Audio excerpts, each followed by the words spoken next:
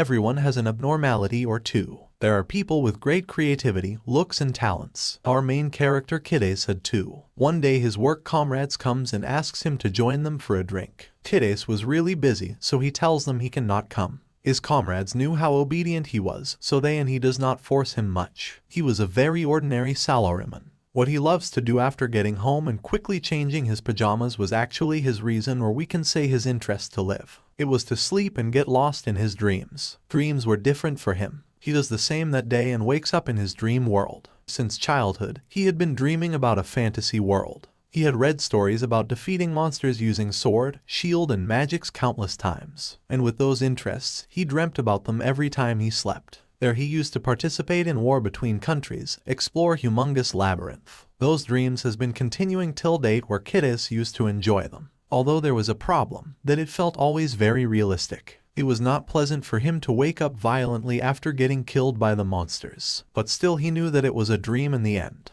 But even though it was a dream, Isekai'd was always blown away by the beautiful sceneries it had. His age was much less than that of him in the real world. Then a girl named Mary comes there and greets Kazuhiko good morning. Yes, in this world Isekai'd's name was Kazuhiko. She was an elf, living in the wild so primitively as usual. Despite her young look, she had 100 years of experience. And his own name was typed by mistake in a hurry in the setup. He asks her what was she doing there, as she had moved to the Magician's Guild. He asks her how was she not busy. She was trying to answer, but then suddenly a bird flies by her quickly and she gets freaked. Kazuhiko tells her that he gave breadcrumbs to it. Its name was Nuzzle. It got its name from the ruins nearby, whose name was also Nuzzle. She tells him that maybe the bird found his breadcrumbs too delicious. He replies that or maybe the world's food is too bland. She agrees. As per her, food was terrible in every part of the world now. Then she calls him weird and asks him where does he always brings tasty food like that. He answers that he prepares it and brings it. Strangely enough, he also managed to bring his bento into his dream. He asks her if she would like to play with him in the nearby ruins. She gets offended that he was asking her to go to some stupid place. Then he mentions about treating her with some bento if she comes. This clearly makes a change of mind, although she was not completely ready to accept it completely. However, of course she had no other option. Thus, they both goes to the Nuzzle ruins. It belonged to a civilization that was suddenly wiped out a long time ago.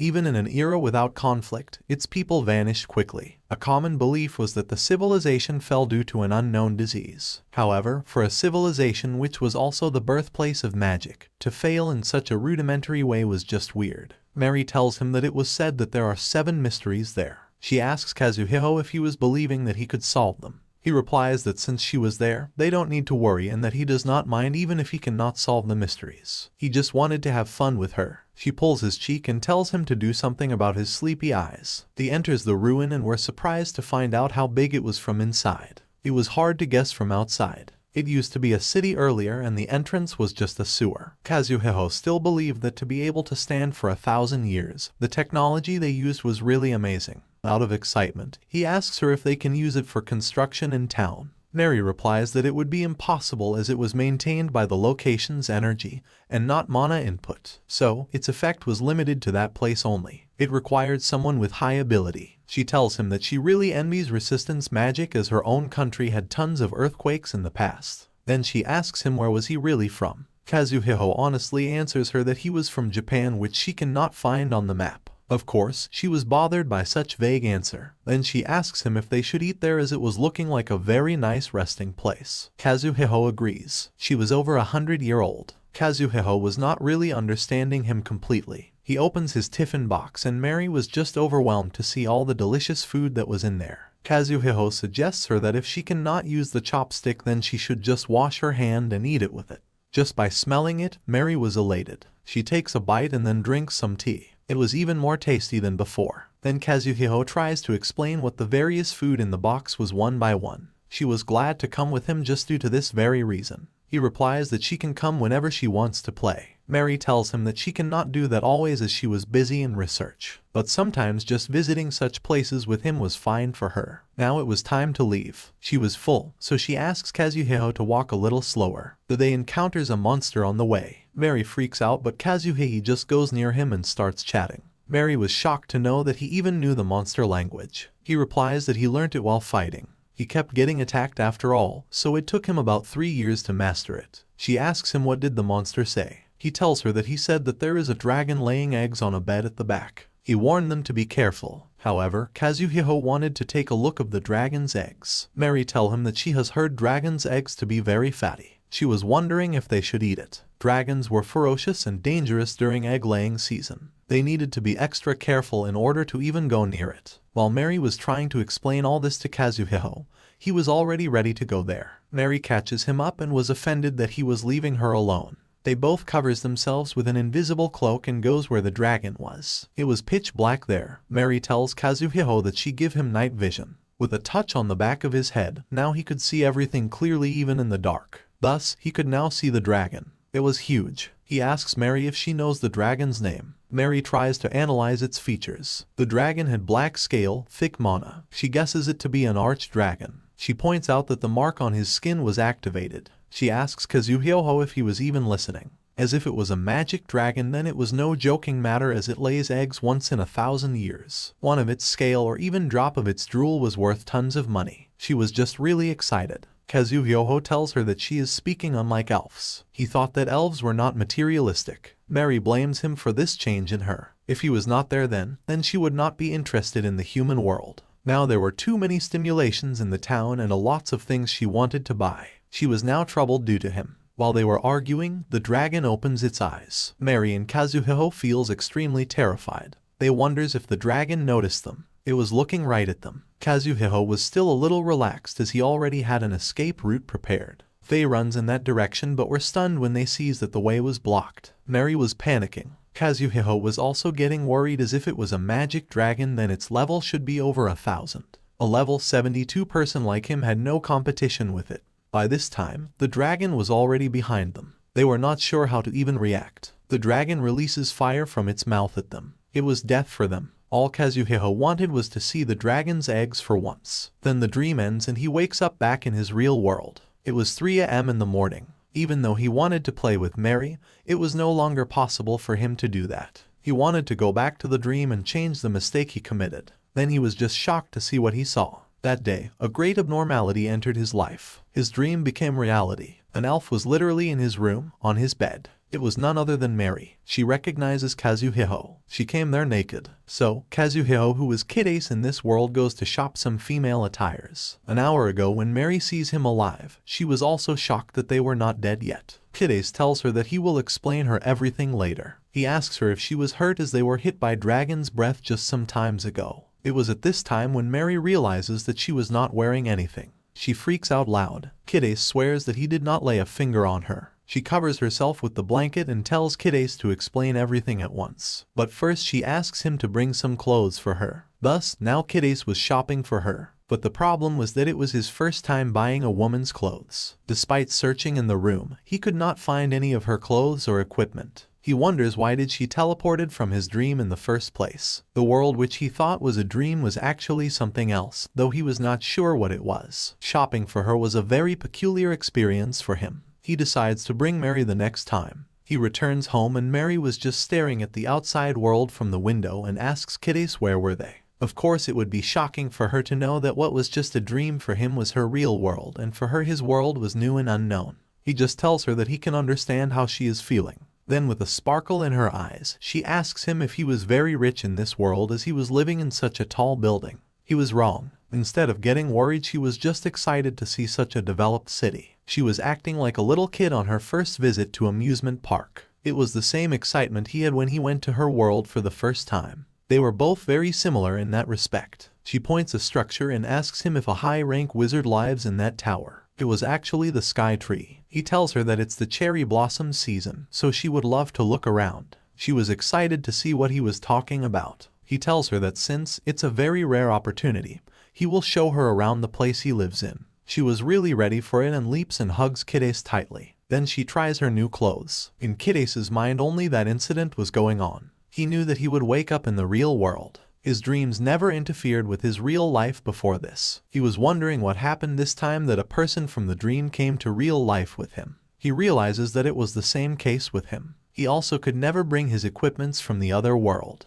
But the only difference was that he was already wearing his pajamas while entering that world. He makes a theory that she transported to his world with her because he had hugged her tightly while dying in that world, so his ability to return to the original world might have affected her as well. Then Mary comes back after trying the new outfit. It was a very new experience. The dress was much lighter than her old ones and she had never seen fabric stitched in such detail. However, she was worried that it might be very expensive. He replies that his money did not go waste as she was looking more pretty than anyone else in it. They both were having a very good time talking about all this. Then she tells him that she is relieved to know that regardless of his age, he was still the Kazuhiko she knew. Then she asks him if it's the Japan he always talked about. He tells her about Japan and also was thinking to take her out to show her everything in person. She was wondering if they can eat outside. Kiddes asks her if she has any preferences. As Mary did not know much about the new world's food, she tells him that she would eat anything that does not smell bad. But then she asks him the most important question. She asks him if he knows why she came to that world in the first place. Thus, Kiddes explains her everything in short. She was now hurrying to go outside, but then Kiddes stops her as they were forgetting one of the most important things. There were no other elves in that world. So, Kiddes tells her to wear a hat all the time to not create a fuss. She wears the hat but does not covers her ears. Kiddes sees that and then suggests her to cover it as well. Just before a day, he thought that his dream was just a dream, but now that it was happening to him, he had no other option but to treat it as reality. There was literally an elf in his room. It was something that nobody else would believe, but he will have to. Now they were ready to go out. He tells her that he is surprised to see that she is not afraid to be on a foreign land for the first time. She smiles and tells him that it's rather interesting for her. And then with excitement brimming in their hearts, they took a step towards their future daily life. Things got weirder from there on. She had never seen a car before. She was sweating sitting in it. She was so scared that Kiddes had no option but to go to the restaurant walking. For Mary, roaming in Japan was surreal. She was wondering why there was rocks everywhere in the ground. She was talking about the roads actually. They were traveling in the car in the end. She was a little calmer than before. She believed that one cannot become a fine magician by ignoring what one does not understand.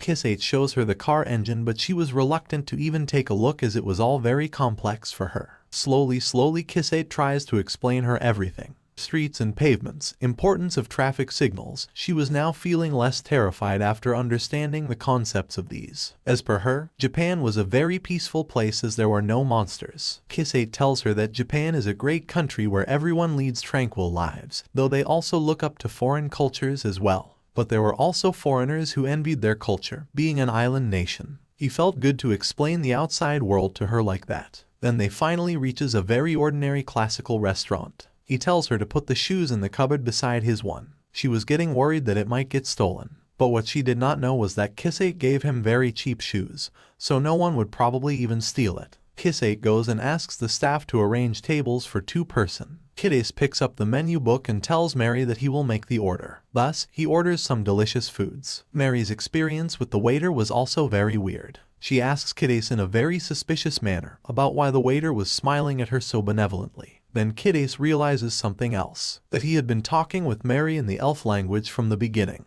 That means she cannot understand human languages. He tells her that she said her to enjoy her meal and she was also fascinated by her cuteness. Something else was also bothering her. It was that no one in the town was being cautious. Kiddes explains her that there are no monsters in his world and that they are one of the most respected island nations in the world, even makes them more relaxed. Then he suggests her to focus on her food as it was not that they will come there every day. He blames her for always being so worried and Mary blames him for always being so nonchalant. Then she asks him again to explain her in detail that why was she in this world. She could neither understand the language of there and nor could she remember what happened after they were burned by the dragon, and Kiddes was also looking much older. He answers her that even he does not know the exact reason and can tell her his guess, that they are in a country called Japan that cannot be found in her world's map. Then he tells her that he dreams about a single place all the time, whenever he sleeps. He tells her that all the time he spent with her were all part of his dream. But he realized it himself that the world was not a dream when he found her beside him in the bed last morning.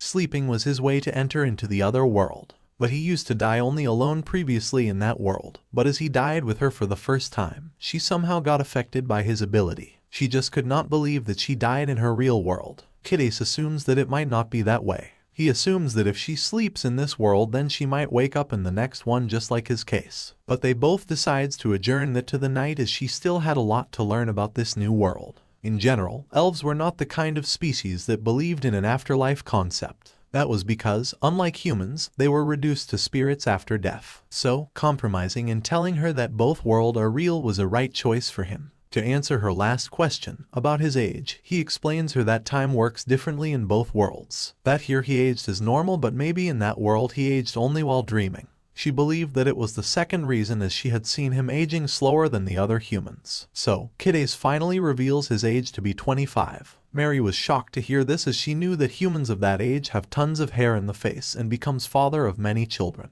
His looks were deceiving. Then after this small wait, their food arrives. They decides to focus on the food for now and continue discussing on the food later. The food was looking absolutely delicious. Mary was surprised to see the aesthetic look it had and how well it was detailed. She says the waitress thanks in elf language. Isekai'd translates for her. She really was enjoying the food. The meat was delicious for her, but she was hesitating to eat the fish as it was looking raw. Isekai'd insists that it would taste great and tells her to give it a try. Thus, she tries it and was absolutely blown away by its taste. She was wondering which fish was it that she never tried. Isekai'd tells her that next time he will let her taste sushi, which was Japan's specialty. While leaving, he teaches her how to say thank you in Japanese. The weather that day was great. It was the best time for sightseeing. She finally gets to see sakura trees. For Japan, the cherry blossom season was very special. Through her, he also realized the importance of it. Her cute look was making him blush. She was an elementalist, so she was watching the world with a different specs, which he did not have. She had never seen so many flowers at once before. She was feeling like she was in a dream,